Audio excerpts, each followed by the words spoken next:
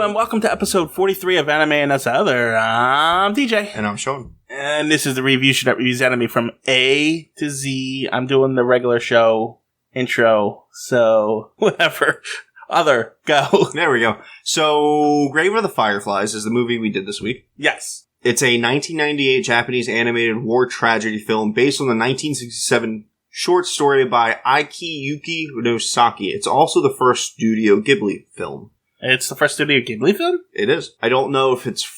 so production company Studio Ghibli. I did Google this. The guy, I forget his name. Let's see if it's on here real quick. I'm sure it is. No. I can't remember the guy's name, but the guy that, created Studio Ghibli, Studio Ghibli is obviously a studio and they make things, but he's, the artist style. You know what I mean? He's the visionary behind, not Tim Cook, the guy behind Apple, whatever his name is. You know what I'm talking about. Yeah. Elon Musk and Tesla. You know what I'm saying? Yeah, I know what you're talking about. But yeah, this was his first movie, and I believe it was, I know it was Studio Ghibli's first movie. I just don't know if they had created the company, and then, this was it, their first one, or, if he made this movie, and then he was like, oh yeah, I got a company. I actually thought their first movie was Princess Mononoke. Nope. Maybe not Mononoke. The one, yeah, I think it's Princess Mononoke, whatever it's pronounced. Yeah, I think it's, I thought that was... Let's Google it. I mean, I could be wrong. I'm 97. So this was almost 10 years before. Oh, wow. For some reason, I thought this was newer. It looks... It's Ghibli. It's the same thing that Lupin has. It looks good for its time. It's pretty. Mm-hmm. I actually ended up buying it off of Vudu. That's the movie site that I buy movies off of. Because I know I'm going to watch it again in the future. I know the kids are going to want to watch it at some point. My daughter's really into these types of movies. They're a little young for it at the moment, but, yeah, one day. And it looked great. It looked better than when I originally watched it because, HD remaster, all that shit. Oh, so you've seen this before? I watched it once before on YouTube. I found a copy on there. Oh, this is my first viewing of it. And what's funny is I have false memories of that. Oh, yeah. I have a single false memory of watching that. I could have sworn there was a scene similar to Terminator, where Sarah Connor's dreaming and she gets blown away by the nuclear blast. Oh, okay. I could have sworn there's an animated scene similar to that. Oh? And there absolutely was not. There was not at all. We did mention what we're covering, right? Grave of the Fireflies, yes. Okay. We just didn't go over a synopsis. Okay. Plot, whatever. Do a synopsis. There are, premise. Premise, that's it. We're in 1945, I want to say, Japan. Uh-huh. And they're being bombed and raided and, attacked by the U.S. By the evil Americans. It's a good movie from their perspective. I kind of like that. Yep. I'm not going to give you a history lesson. But, just... It's not needed. No, but just to go into it, when we're taught history here in America... It's our version of history. Yeah, we don't know about all those bombings and all those things like that.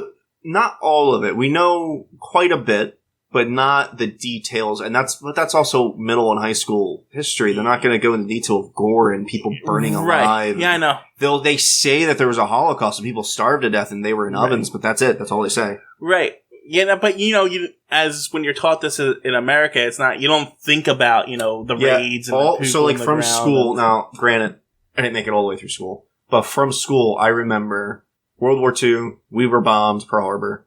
We attacked back. Mm-hmm. We were successful, but to finish the war would have cost some X amount of lives. So in the process, we were also the whole time making the nuclear bomb. They rushed it, they got it done, and they dropped that instead. So ideally, from what I understand from schools, we saved people's lives, but I mean, that's our version of history. But that's our version. But the idea is if we had not dropped the bombs, we would have had to take over Japan completely, and we would have killed way more people than telling them ahead of time we're dropping bombs in these very specific areas. That's very fair. So who knows?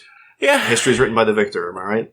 Yeah, I suppose, except Japan's still around. But, yeah. That whole thing, victories... They lost for sure. Yeah, I know, but that whole thing is based on conquering nations, wiping out that nation. It is. And then, pretty much erasing that former place from history. This isn't really an alternate version of the events. This is more like someone's perspective through events. Is this based on a true story? I don't think so. It said based on a short story, so I don't think it is. I think it's a story that could have happened to them, like Saving Private Ryan. Because I found this movie very frustrating. Yeah? Yeah, very frustrated. Not as far as a, story or anything, but there was just, the child abuse here, and no one's doing anything. From what I understand, that's a thing. I mean, now it's a thing nowadays in America. It's a thing nowadays across the world. But especially back then, not just America, not just a quote-unquote first world country, but like you're in Japan, and yeah, sure, first world country, whatever. But the cultural issues they have with like family members taking care of family members that quote-unquote freeloaders, and you know what I mean? Right, yeah, I know. Like, it's just different there. But like, I understand that, and like, I don't know enough about the culture or the history of Japan or anything. But neither do I. That's just my impression of it. But don't they like have an orphanage? Probably, but with all the raids and it's wartime. It's not like regular peacetime. I don't know. All right, you can go here. There's a social program. When this boy brings this malnourished child into a hospital and the doctor said she just needs food and then just let him take her, it's just wartime. I know. I get that. He doesn't have food to give her. It's just doesn't have a bed to admit her. You saw that earlier. But like, it just feels like you should send those kids somewhere. But if there's nowhere to send them, what do you do? I know. I think that's what it is. But like I said, I wish I had more context for how things were. I think because we know it's in the end of the war, not even the middle of the war, that there's nowhere to go. That you're just f***ed. And we saw rationing throughout the whole thing. We saw the hospitals being filled with people physically dying. Do you have room for a kid that just needs an orange? Mm-hmm. Right. No, I know. And like I said, but I didn't walk out of this like depressed or sad. I walked out of it angry.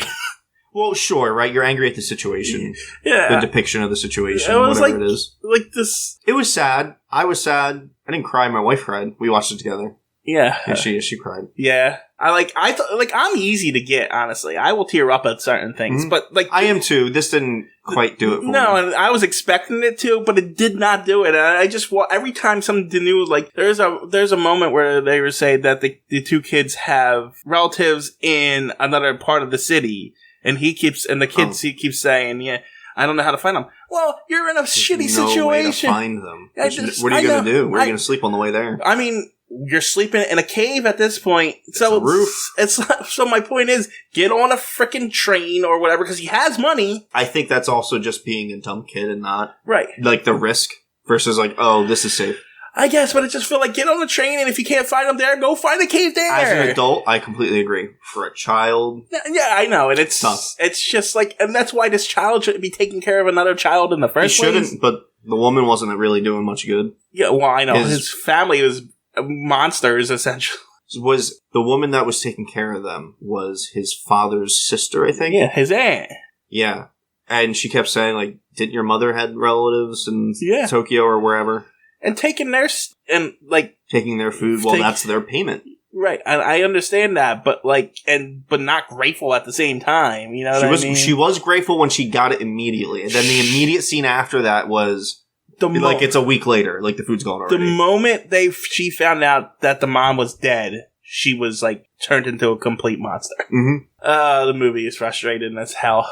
Anyway. We kind of just jumped all over the place. So essentially, the story is the very beginning. That it opens up with a boy dying, and he sees a kid, and then it kind of you find out what's happening later on. And we open up like that. I was like, spoilers. Yeah. Then a child appears, and he kind of stands up out of his body. I can't remember if that actually happens or not, but essentially the kid starts walking, and they start essentially reliving memories. As ghosts. It seems like it's his passage, because they're on a train and they're moving forward. It seems like they're on a passageway to the afterlife, and he has to reconcile the whole time. I would agree with you, except for the ending scene. What happened to the In the ending, they show them as ghosts sitting on a bench looking over a modern Tokyo. Oh, maybe they couldn't reconcile. Maybe they couldn't move past. Yeah, I don't know. Maybe this is the afterlife and there is no moving on. Yeah, maybe. I don't know. But that definitely felt like during the movie that's what it was going to be. Right. That they would turn into fireflies and, Right, anyway, I keep interrupting. Sorry, go ahead. But yeah, that's it. They're just following their life. So at the beginning, they're living with their mom in some town. Yeah, it's a kid. Japan. It's a kid and his baby sister, essentially. She can't be more than 4. 3 or 4. Yeah. I'd be surprised if she was anything else. But at the same time, we're talking even 70 years ago, right? 45, 75, whatever years ago, 80. Nutrition plays a huge factor in people's intelligence growing. So IQ points have jumped over the last 50, 80, 100, 200 years because we have calories to eat. Right. They're not eating. They're clearly starving. Specifically, that little one is clearly starving because of the rashes and the health issues that it has. So that kid could actually be 7, and we just don't know. They have a smaller body and they're just not there mentally. That's fair, but I don't think they would have. I don't think so. I think they're depicting it as a 4-year-old. Yeah, I think they wrote it as a 4-year-old because it's more impact, and they would have focused on that a little more. If it was like a 7-8-year-old, they might have said like, "Hey, yeah, you're going into 2nd grade," to kind of let you know this kid's actually older. Right, because they didn't mention the kid going. That actually would have been a really good plot point. They should have done that. Maybe. This shows the effects of starvation even more. Like, it's been a long road to this point. Anyway, so, but they're at home with their mom, and their father is a Navy. Yeah, we don't know what happened. Seaman somewhere. He dies. Okay, we just assumed he dies. No, he dies. They talk about how the entire fleet's been sunk. And he's on one of the ships, so he's dead. I thought he was a pilot. No, he was a Navy man. He was in the... Oh, okay. He was on one of the battleships. I don't know which. Well, I don't know if they said which. They might have. Oh, this is a happy story. The whole family's dead at the end. Yeah. Well, that's it. Hey, that's what happens. And essentially, at the very beginning, they get raided. The boy and the little girl go to, I guess, a different shelter than their mom for some reason. I don't understand that reasoning for that. What? They went to 2 different shelters. So the little boy and the little girl went to A shelter. Mom went to B shelter for some reason, even though they were together when the raid happened. Like, the sirens went off for the bombings. Oh, in the very, very beginning. Yes. So I don't understand why they went to different shelters. So, like... I wouldn't have sent my kids off to a different shelter. I would why are we separated in the beginning? But maybe that's a thing in their culture. Like, oh, the kids go to the safer shelter. Maybe the mom goes, I don't know. Maybe. I don't understand what happened there. But initially, I thought the kid was, like, part of the military or something. It looked like it. Like, so essentially, from what I gather, is like, he's sort of in school, but not really, and he's working. Yeah, he's got, like, a job when he's working. But it's just, like, a basic uniform. I don't think it's the military. Yeah, no, I thought he was, but it looked like it. I thought he was in the military. That's why he was separated and taking stuff. And that's why I didn't even put that together. I thought he was, like, going to, like, help or, like, shuffer and stuff, and that's why they separated. But now that you said that he wasn't, and now that I realize he is, yeah, that's stupid. I don't know why they separated. Maybe there's a reason we just don't know of. But, yeah, they didn't explain it. Yeah, no. So, the mom dies. She would not immediately, but she gets bombed. The shelter didn't hold, obviously. She's burned head to toe. This movie is graphic. Fairly graphic, but not, it's graphic in a weird sense because it's like, it's not super gory, but you see the mom in bandages, and then you see maggots falling off of her. Yeah. And she's dying, if not dead already. Yeah, she was dead at that point. So, like, it's graphic, but it's kind of distance graphic. Right. Like, you know what's happening. Right. I was questioning why they decided to make this movie in the first place, but now that you said it was the first movie they made, now it makes more sense in my head. Well, a little bit of shock value. Yeah, it's like they're trying to make an impact right out the gate, and I understand why they moved this movie, because I don't understand why you make this movie unless you're trying to make a statement. I don't necessarily know the statement, but the feeling of the movie is like, all right, Japan, like, this is a movie we can all watch and all feel emotion of. Right. And, maybe, maybe to, like, give a perspective to the world, sure. For the world, but even just for them. I doubt they're making the movie for the world. I'm pretty sure they're making it for themselves. Like, all right, we can grieve a little, watch this, even though it's not like an actual true story. That's fair, too. There's millions of stories similar to that. Because if, based on their culture and stuff, you don't think they would be like, okay, moving on to the next thing, And, honestly, the quality of the animation was really good. Like, the train video of it passing by with a foreground, a midground, and a background. Like, it was really well done for 8. Oh, the guy, Miyazaki. Yeah, that's it. And, you know what, as you're saying this, he worked on Lupin. There you go. Did you see his name? No, I was looking at Lupin, I was like, there was a connection there, and it finally clicked. But yeah, that's why, the art's great, because it's always been great. That makes a lot more sense for Lupin. Yeah. So, I mean, he worked on the early Lupin, not the stuff, but yeah, really good. Like, started like there. Some of these animation sequences rival animes 20 years later. Yeah, no, I agree. The art is beautiful. Ghibli has always been quality, no matter what it is. But then shit happens. They both die. It's sad. They both starved to death. It's sad. Honestly, I don't really recommend watching it unless you want this kind of story. Yeah. Because if you're just going into it, just like... I mean, it's like watching Marley and Me. It's a puppy story, and it's sad. I heard actual dogs died in that. No. That's what I was told. No. Are you sure? Yes. I'm pretty sure. The dog dies in the movie in the sense of that it's a puppy, it grows old, and then it dies. I'm pretty sure a dog's actually drowned in that movie. Drowned? Yeah, because there's like a rapid scene or something, And Marley and Me? Yeah, the actual dogs actually died in that movie. I'm pretty sure. I'll be Googling it after this.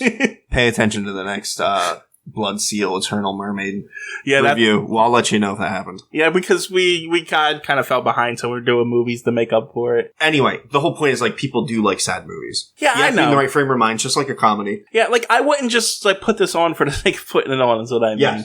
That's not to say it's not quality and it's not good, because it's a solid movie. It's just, it's rough. It's depressing the whole time. Yeah, there's nothing. Maybe like when they get to the cave and they're making their own little home and everything, it's like, oh, maybe everything's gonna be fine. Yeah, no. But then you kind of remember the beginning of the movie and they're both dead. Yeah. It just presses on you and makes you tired. Mm-hmm. You know what I mean? It gives you that, like, this just won't stop kind of feeling to it. Yeah. It's good. Yeah, it's not the best movie in the world. It's not the best Studio Ghibli movie. No. But it's still good. Yeah, I mean, and like I said, it's definitely there to make a statement and show shock value. Not in a bad way. Mm. Just like we have a story we want to tell, mm. even though it's adapted from a short story. So yeah, still. So I get it, but not for me. I don't think I'd watch it again. Honestly, I don't know if I'd choose to watch it again. Like, I know my daughter's going to want to watch it at some point. I'll sit and watch it with her. Yeah. But like past that, on my own, I don't think I would go out of my way to watch it again. Is what I'm trying to say. I think that's most sad movies. No, like I know the movie. I don't need to watch it again. That's true. But there's some sad movies you could just watch. But like a comedy, I'll re-laugh at a joke if it's good.